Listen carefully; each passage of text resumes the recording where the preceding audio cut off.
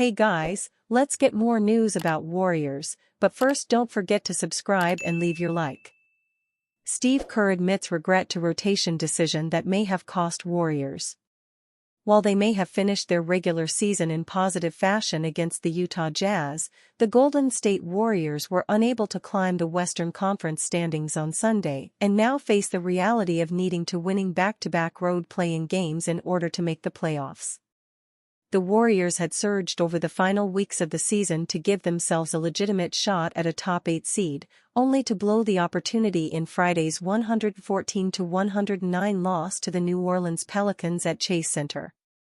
While Golden State may come back to rue plenty should they fail to make the playoffs, the Pelicans' loss could provide a lasting disappointment in the penultimate game of the season. They were outscored 38-15 over the final 9 minutes of the first half, completely flipping the momentum after the Warriors found themselves up by double digits early on.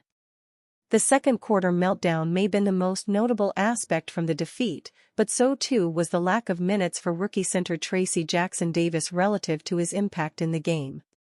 Jackson-Davis recorded a 10-point, 11-rebound double-double and Golden State were a plus 12 in his 22 minutes, yet the 24-year-old played less than 4 minutes in the fourth quarter as his team failed to complete a valiant comeback effort. Asked about Jackson-Davis' role before Sunday's game against the Jazz, Warrior head coach Steve Kerr admitted that he wished he'd played his starting center more during Friday's loss. That's one of those things where you just weigh your options and make your decisions in the game, but to be perfectly frank, I wish I'd played Tracy a little bit more. Steve Kerr. With the Warriors falling one win short of claiming the 8th seed, Kerr's decision not to play Jackson-Davis more on Friday could prove costly with the franchise now facing an unenviable task. Jackson-Davis had 8 points but failed to grab a rebound in his 21 minutes against the Jazz, before being rested alongside other key players for the majority of the second half as Golden State turned their attention towards the play-in tournament. After being taken with the 57th overall pick in last year's draft, Jackson-Davis will now play a critical role in the Warriors' chances against the Sacramento Kings on Tuesday as he prepares to battle All-Star center Domantas Sabonis. Steph Curry's honest statement before Warriors vs. Kings play-in. For a second year in a row, the Golden State Warriors enter Sacramento for a do-or-die Game 7 type atmosphere. Steph Curry and the team know what needs to get done, now the team just needs to do it. Steph Curry spoke to the media today where he revealed the team's mindset during last year's Game 7 against the Sacramento Kings, and how it relates to the Warriors' play-in tournament situation this season. It was a sense of urgency, obviously, Curry said.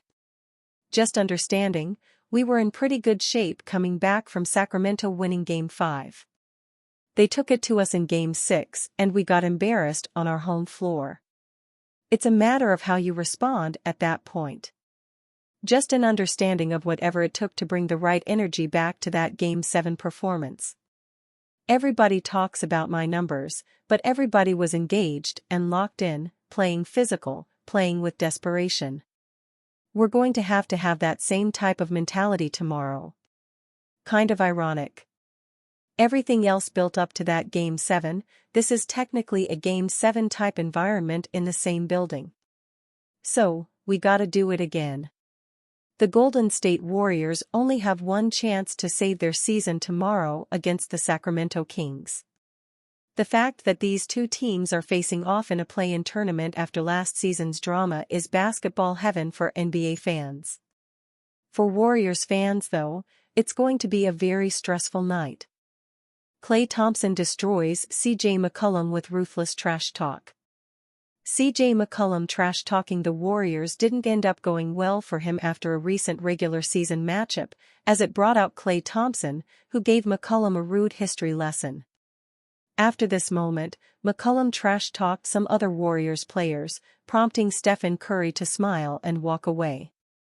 This brought Klay into the fold, who reminded McCollum just how many years he's had the edge over the former Lehigh guard. Klay is 17-7 against McCollum in the regular season, which improves to 12-1 against the Pelicans guard in the playoffs. All playoff matchups took place during McCollum's time with the Portland Trail Blazers, who only won one game over 3 playoff matchups against the Warriors during their prime years. McCollum's Pelicans won that game against the Warriors 114-109, with CJ putting up 28 points. But no regular season win will make up for the years of playoff heartbreak that he's suffered because of Golden State. Klay has averaged 22.8 points, 3.6 rebounds, and 2.4 assists against CJ in the regular season and 24.2 points, 3.0 rebounds, and 2.2 assists in the playoffs.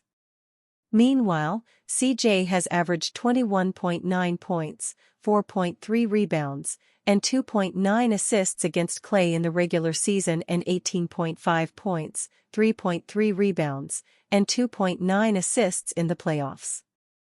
One of the primary reasons behind Klay's success against McCollum has been his career-long association with the Warriors.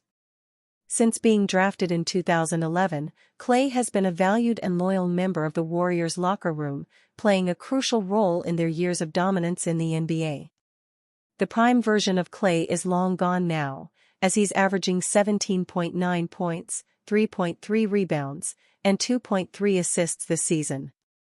He was unable to agree on a contract extension with the Warriors over the season and heads into free agency to see what the open market values him at. The Warriors will do anything they can to match whatever Klay is offered by someone else, but their unwillingness to go above and beyond to retain a club legend has been visible. Klay openly discussed his uncertain contract status, stating his desire to return to Golden State but with no exact commitment. Just smelling the roses and appreciating all the work it took to get here. In saying that, when it comes to free agency in July, I just got to keep that in mind. Yes, I want to re-sign with the Dubs, but I also have to prioritize my mental health and lay out what is important to me at this point in my career. I know we have so much basketball ahead that I haven't given it much thought. Because if I start thinking about July 1st, then I'm just doing myself a disservice. For me, it's just about staying present, as simple as that is. Staying present and appreciating being in the NBA.